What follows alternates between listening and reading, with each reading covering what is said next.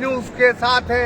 बड़ी खबर आ रही है मध्य प्रदेश से। गृह मंत्री नरोत्तम मिश्रा चुनाव हार गए। बड़ी खबर, दतिया से चुनाव लड़े थे, राजेंद्र भारती के खिलाफ वो चुनाव लड़े थे और 6200 के तकरीबन ये हार का आंकड़ा है। और ये बड़ी जो है भारतीय जनता पार्टी को झटका है। गृह मंत्री नरोत्तम मिश्रा चुनाव हार गए, तो ये बड़ा झटका है। और दूसरा जो बताया जा रहा है कि गोविंद सिंह राजपूत तकरीबन 1200 वोट से पीछे हैं और अभी 11 राउंड है। लेकिन एक बड़ी खबर सियासत की आ रही है, गृह मंत्री नरोत्तम मिश्रा चुनाव हार गए। बड़ी खबर, अगर भारतीय जनता पार्टी के ये लिहाज से इसको देखा जाए तो ये बड़ा झटका है, क्योंकि माना जा रहा था शुरू से उनका विरोध था, पूरे क्षेत्र में उनका विरोध पनप रहा था। और जिस अंदाज में टिकट बदला था पटिरिया का और फिर राजेंद्र भारती को टिकट दिया गया था,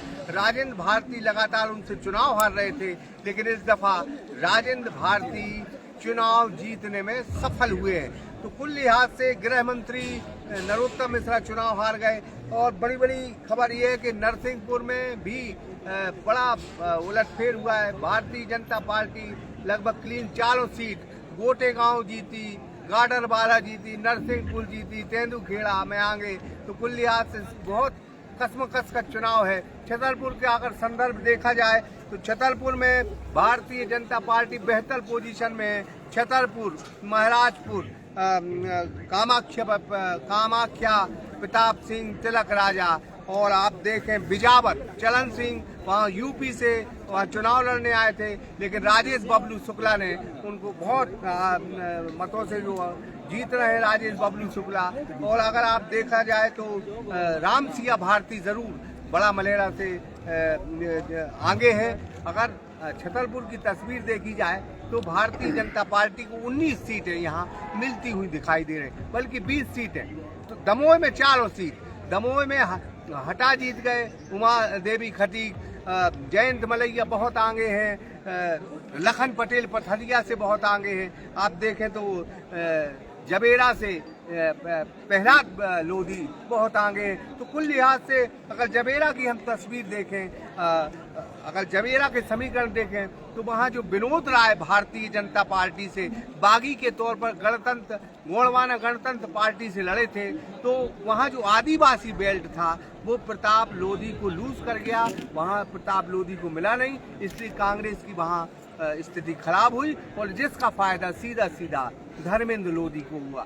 उमा देवी खटीक की अगर हम बात करें तो उनके खिलाफ प्रदीप खटीक मैदान में थे। प्रदीप खटीक जो वहाँ के राजा पटेरिया से जुड़े हुए उनके शिष्य रहे, लेकिन राजा पटेरिया इस चुनाव में जो है नाखुश रहे, घर से निकले नहीं। इस वजह से प्रदीप खटीक वहाँ कमजोर रहे और उमा देवी खटीक जो भारतीय जनता पार्टी की प्रत्याशी थी उनको फायदा हुआ।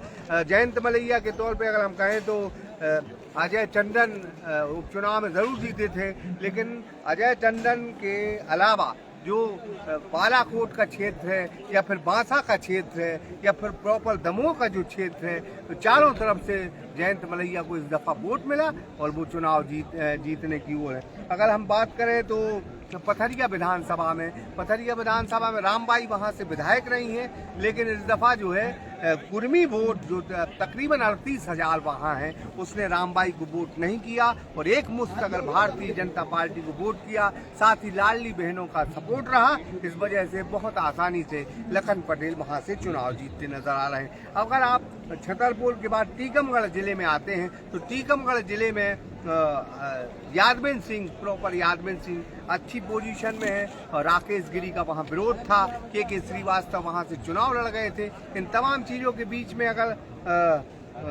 चंदा गौर वहाँ से खरगापुर से आगे हैं, उनके खिलाफ उमा भारती के भतीजे राहुल लोधी जो राज्य मंत्री हैं वो चुनाव लड़ रहे हैं। नितेंद्र राठौर की भी बेहतर पोजीशन है, तकरीबन वो आगे चल रहे हैं 8-10 हजार वोटों से शिशुपाल यादव से। निवाड़ी की अगर हम बात करें तो निवाड़ी जिले में एकमात्र जो सीट आती है वो भारतीय जनता पार्टी के खाते में जाती दिख रही है और अनिल जैन वहां से चुनाव जीतते नजर आ रहे हैं, क्योंकि समाजवादी पार्टी और कांग्रेस और भारतीय जनता पार्टी में त्रिकोणीय संघर्ष था। उस त्रिकोणीय संघर्ष में भारतीय जनता पार्टी आगे बढ़त बनाए।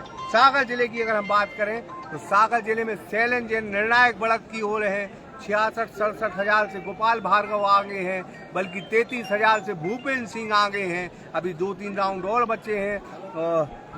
ब्रज बिहारी पटेरिया 23 हजार वोटों से आगे हैं। वहीं 21 हजार वोटों के तकरीबन जो है वीरेंद्र लोधी आगे हैं। बंडा से नरियावली से भी तकरीबन निर्णायक बढ़त की ओर प्रदीप लारिया हैं। और बीना से 4200 वोट से तकरीबन जो है निर्मला सप्रे आगे हैं। और गोविंद सिंह राजपूत जो मंत्री हैं वो 1200-1300 वोट से सुर्खी विधानसभा में पीछे चल रहे हैं। तो पूरे संभाग की तस्वीर बहुत क्लियर है। और संभाग की अगर तस्वीर को हम देखा जाए तो जो कयास लगाए जा रहे थे कि बुंदेलखंड लूज करेगा भारतीय जनता पार्टी, लेकिन ऐसा नहीं हुआ और बुंदेलखंड में एक प्रचंड जीत की ओर भारतीय जनता पार्टी अग्रसर। जितेंद्र श्रीवास के साथ ब्रह्मदत्त दुबे, सागर एक्सप्रेस न्यूज, सागर।